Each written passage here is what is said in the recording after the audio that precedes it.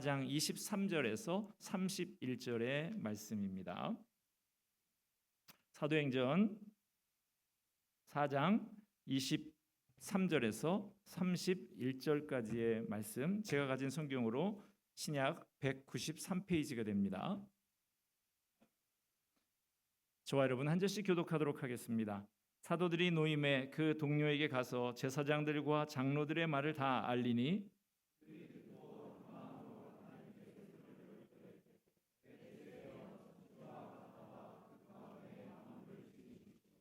또 주의 종 우리 조상 다윗의 입을 통하여 성령으로 말씀하시기를 어찌하여 열방이 분노하며 족속들이 허사를 경영하였는고.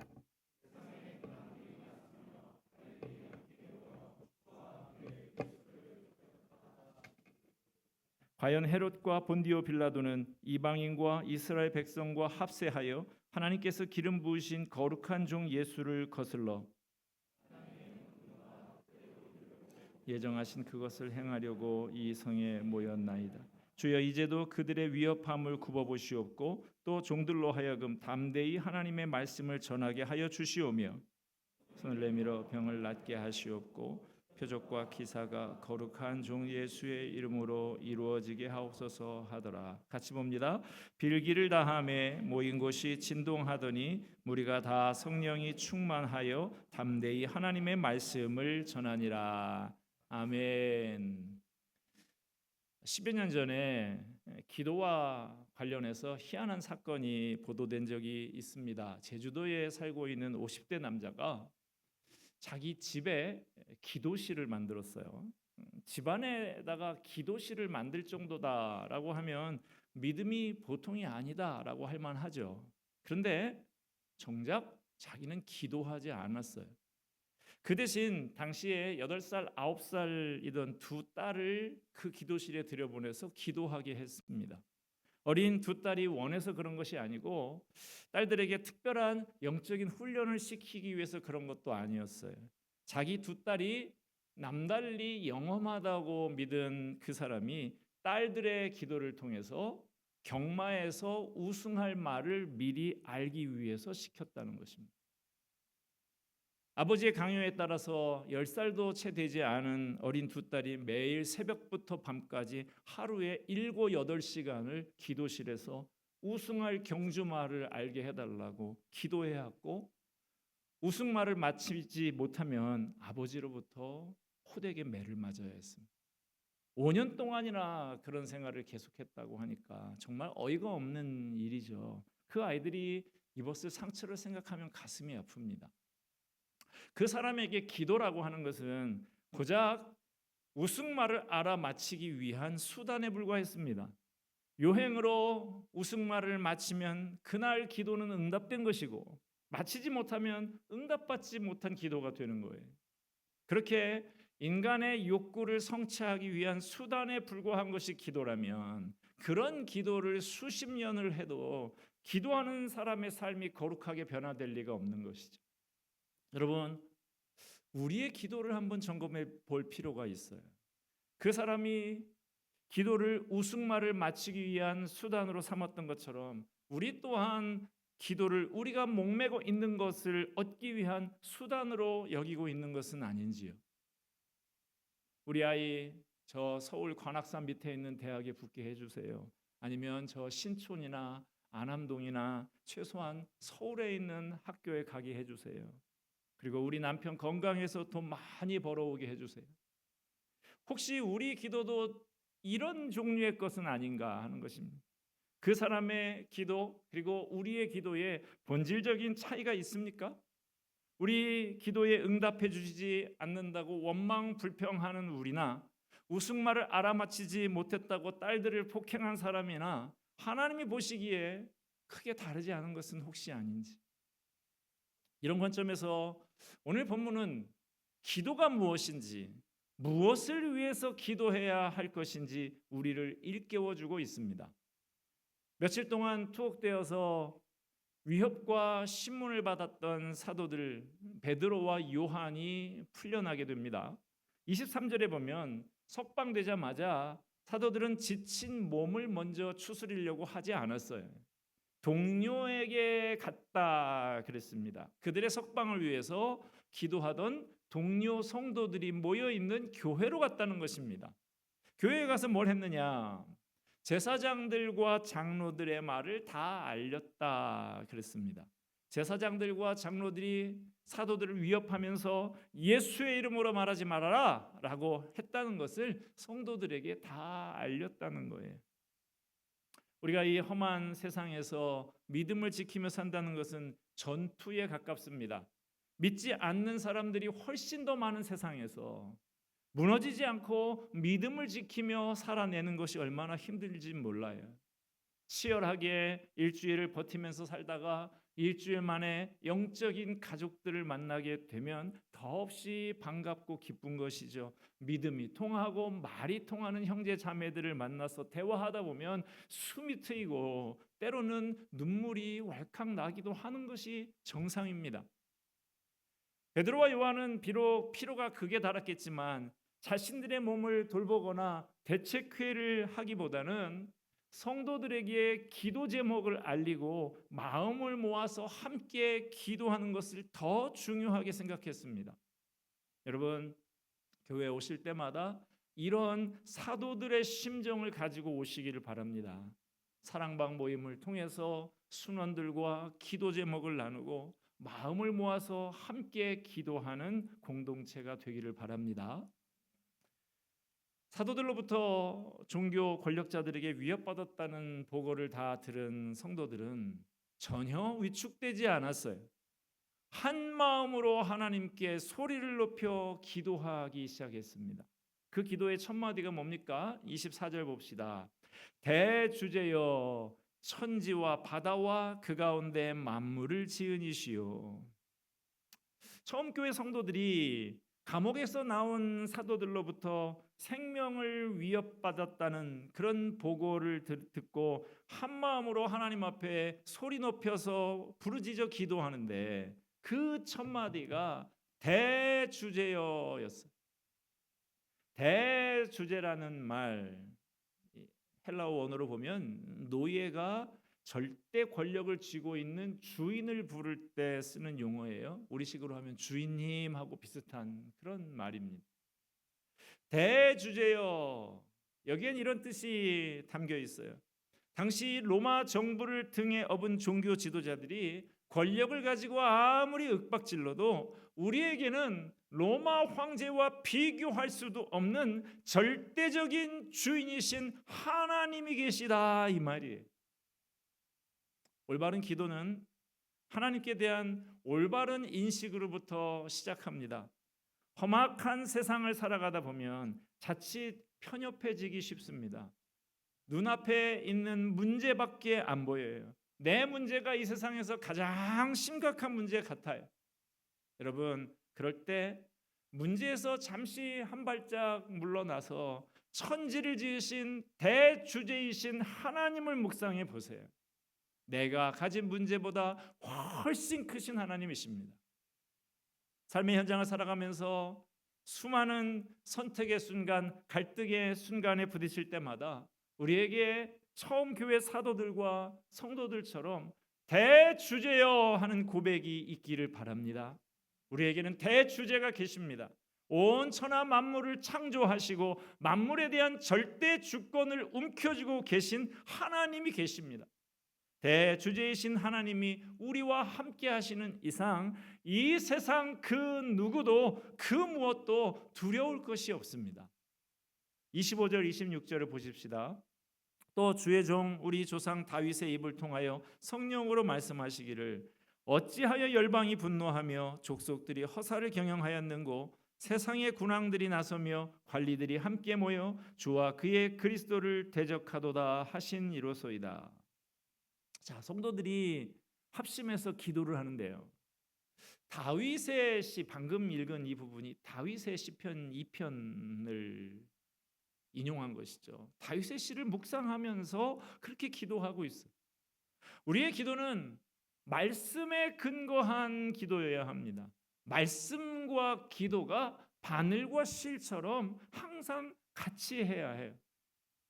처음 교회 성도들은 기도 중에 말씀을 묵상하며 현재 자신들이 처한 박해의 상황이 이미 1000년 전에 다윗을 통해서 예언된 하나님의 말씀이 이루어지는 현장이라는 것을 깨닫게 됩니다. 로마 정부와 그 하수인들, 유대 종교 지도자들은 그들의 권력 유지와 이익을 위해서 악한 음모로 예수님을 십자가에 못 박고 성도들을 박해했어요. 그러나 전능하신 하나님은 그들의 악한 음모조차도 활용하셔서 결국에 하나님의 구원 계획을 이루셨다는 것입니다. 처음 교회 성도들은 자신들을 박해하는 세력들이 예수님을 못 박았던 세력이고 자신들의 고난이 예수님의 고난에 동참하는 것임을 알게 되었습니다. 그래서 박해를 당하면서도 위협을 받으면서도 움츠러들지 않았어요. 당연하게 생각했고 오히려 자랑스럽게 생각을 했습니다. 그래서 그들은 위급한 상황 속에서도 자신들의 개인적인 필요를 위해서 기도하기보다 주님께 받은 사명을 감당하기 위해서 기도했던 것입니다. 성도들이 대주제이신 하나님께 한 마음으로 기도드린 그 내용이 무엇이었는지 한번 살펴보도록 하겠습니다. 29절 30절 보십시다. 주여 이제도 그들의 위협함을 굽어보시옵고 또 종들로 하여금 담대히 하나님의 말씀을 전하게 하여 주시오며 손을 내밀어 병을 낫게 하시옵고 표적과 기사가 거룩한 종 예수의 이름으로 이루어지게 하옵소서 하더라. 자, 이 두 절에 있는 내용, 사도들 또 성도들이 기도한 요지 세 가지로 살펴볼 수 있습니다. 첫째, 권력자들의 위협을 굽어보시옵소서.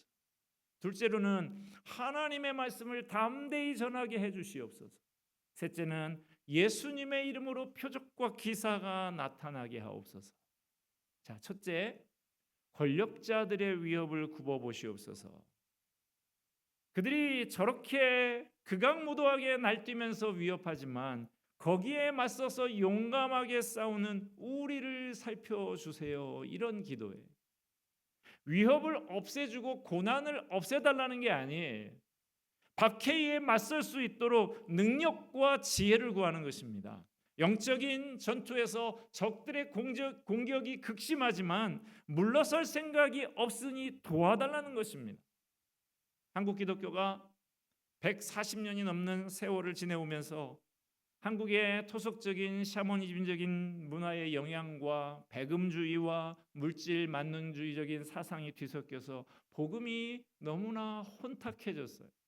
그래서 복음이 약속하는 것이 마치 이 땅에서 잘 먹고 잘 사는 것인 것처럼 잘못 가르치는 경우가 있어요. 그러나 복음은 이 땅의 물질적인 축복을 궁극적인 목적으로 제시하지 않습니다. 복음은 더 높은 차원을 지향하고 있습니다. 예수를 믿든지 안 믿든지 병에 걸리기도 하고 교통사고가 나기도 하고 부도도 맞습니다. 똑같이 겪어요. 그런데 차이가 있어요. 어떤 차이가 있습니까? 예수 안 믿는 사람은 궁극적인 목적이 이 땅에 있기 때문에 이 땅의 것들이 풍족하면 행복하고 그것이 사라지면 행복도 같이 사라집니다. 그러나 성도들은 고난과 어려움을 겪어도 그 의미의 차원이 다릅니다. 예를 들어서 국가대표 선수들을 선수촌에 불러서 합숙 훈련을 시키죠. 새벽부터 깨웁니다. 온종일 가만히 놔두지를 않습니다. 땀이 줄줄 흘리고 숨이 턱에 차고 입에서 단내가 나도록 돌리고 돌립니다. 힘들죠. 그렇지만 그것은 벌이 아니죠. 다른 사람들은 하고 싶어도 끼워주지 않는 대표 선수들에게만 주어지는 특권이고 영광인 것이죠. 우리 그리스도인들이 하나님 앞에 부름받은 것은 세상의 연락을 즐기라고 부름받은 것이 아닙니다. 더 가치 있는 목표가 있어요. 하나님의 거룩한 형상이 만들어지기까지 우리를 자꾸만 깎고 다듬습니다. 그래서 예수 믿는 사람의 삶은 어떤 면에서는 더 고달파요. 하나님이 우리를 제멋대로 살도록 그냥 놔두시질 않기 때문이죠. 처음 교회 성도들은 그렇게 힘겨운 상황 속에서도 자신들의 현실을 바꿔달라거나 좀 더 쉬운 대로 보내달라고 하지 않았어요. 오히려 이 힘든 상황을 뚫고 이겨낼 수 있는 능력을 구했던 것입니다. 도피하는 게 아니라 이겨낼 수 있게 해달라고 기도했어요. 자, 둘째 기도 제목. 처음 교회 성도들이 합심해서 기도한 두 번째는 하나님의 말씀을 담대히 전하게 해 주옵소서. 그것은 단순히 박해를 견뎌내는 정도가 아니라 박해가 셀수록 더 적극적으로 복음을 전하기를 원했습니다. 사도 바울은 에베소 교회에 이렇게 기도해 달라고 부탁을 합니다. 에베소서 6장 19절 말씀에 또 나를 위하여 구할 것은 내게 말씀을 주사 나로 입을 열어 복음의 비밀을 담대히 알리게 하옵소서 할 것이니. 바울이 에베소 교회 성도들에게 나를 위해서 기도해 주세요라고 기도 제목을 부탁하면서 자기의 안전과 건강을 위해서 기도해 달라고 하지 않았어요. 담대히 복음을 전할 수 있도록 기도해 달라고 요청했습니다. 바울은 우리가 알고 있기로 누구보다 많이 배우고 똑똑하고 강력한 체험도 가지고 있는 사람이죠. 그런 바울도 기도를 부탁할 정도로 말씀을 전한다는 것이 쉬운 일이 아닙니다. 말씀을 전하는 것은 인간의 힘으로 할 수 있는 게 아니고 하나님께서 힘 주셔야 할 수 있는 일이에요. 말씀이 능력 있게 선포될 때 성령께서 강하게 역사하십니다. 악한 영이 떠나갑니다. 죽은 영혼이 살아나고 상처가 치유됩니다. 절망에 빠진 사람이 꿈과 소망을 회복하게 됩니다. 처음 교회 성도들은 한 마음으로 하나님께 합심해서 부르짖어 기도했어요. 돈 잘 벌게 해주세요, 좋은 학교 붙여주세요가 아니라 고난과 위협이 있지만 하나님의 말씀을 담대히 전하게 하여 주시옵소서, 이렇게 한 마음으로 기도했던 것입니다. 셋째로 처음 교회 성도들이 합심해서 기도한 것, 예수님의 이름으로 표적과 기사가 나타나게 하옵소서.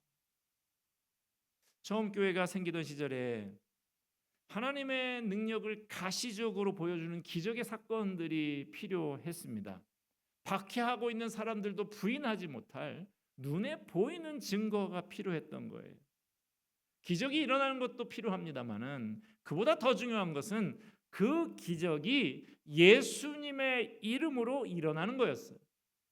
사람은 잠시 하나님께 쓰이는 도구일 뿐입니다.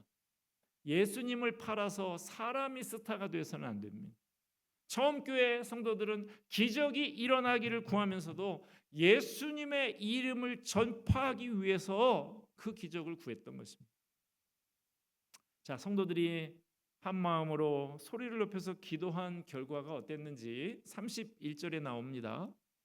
빌기를 다함에 모인 곳이 진동하더니 무리가 다 성령이 충만하여 담대히 하나님의 말씀을 전하니라. 자, 기도가 끝나니까 그들이 모여 있던 곳이 진동했다는 거예요. 이 진동하다라는 원어를 보면 바다의 파도가 확 몰려오는 이 여기에서 유래한 말이에요.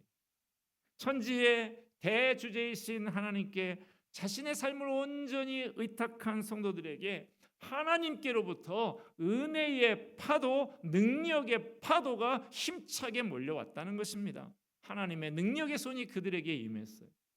여러분 기억하세요?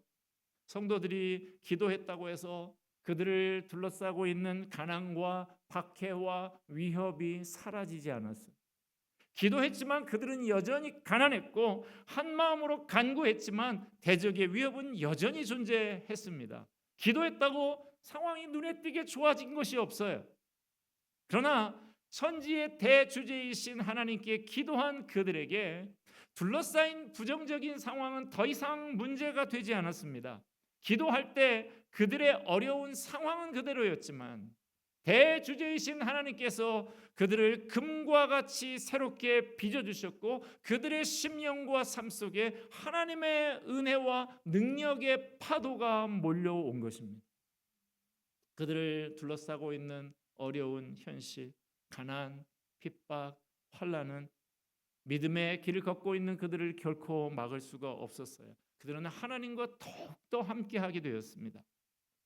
말씀을 맺고자 합니다.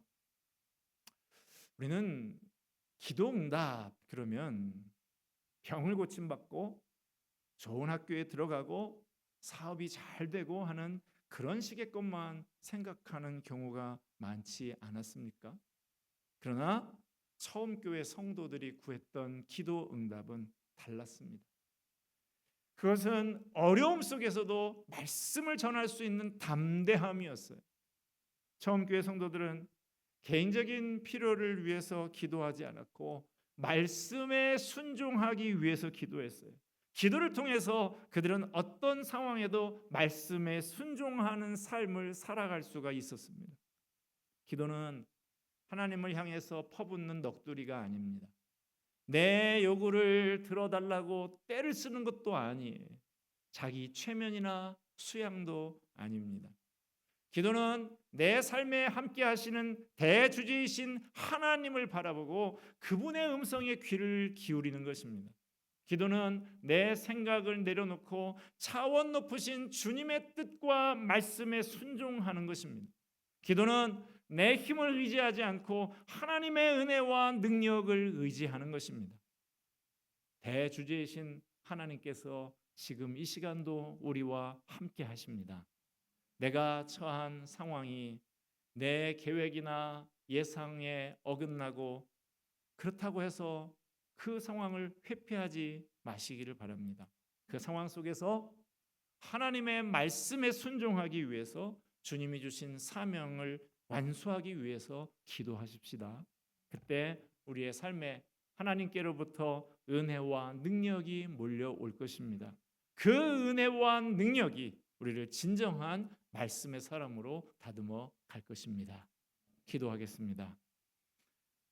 은혜와 사랑이 풍성하신 하나님 아버지, 우리의 기도를 처음 교회 성도들의 합심 기도의 내용을 살펴보면서 비교하며 점검해 보았습니다. 하나님 아버지, 내 힘을 의지하지 않고 하나님의 은혜와 능력을 의지하는 기도가 되게 하여 주시옵소서. 대주제이신 하나님을 바라보게 하옵시고 내 눈앞에 있는 상황만 바라보지 않게 하여 주시옵소서. 그 상황 가운데서 상황을 회피하지 않고 하나님의 말씀에 순종하기 위해 주님이 주신 사명을 완수하기 위해 기도하는 우리가 되게 하여 주시옵소서. 우리의 삶 속에 하나님께로부터 은혜와 능력의 파도가 몰려오고 진정한 말씀의 사람으로 다듬어져 가는 우리 모두가 되게 하여 주시옵소서. 모든 말씀 예수 그리스도의 이름으로 기도하옵나이다. 아멘.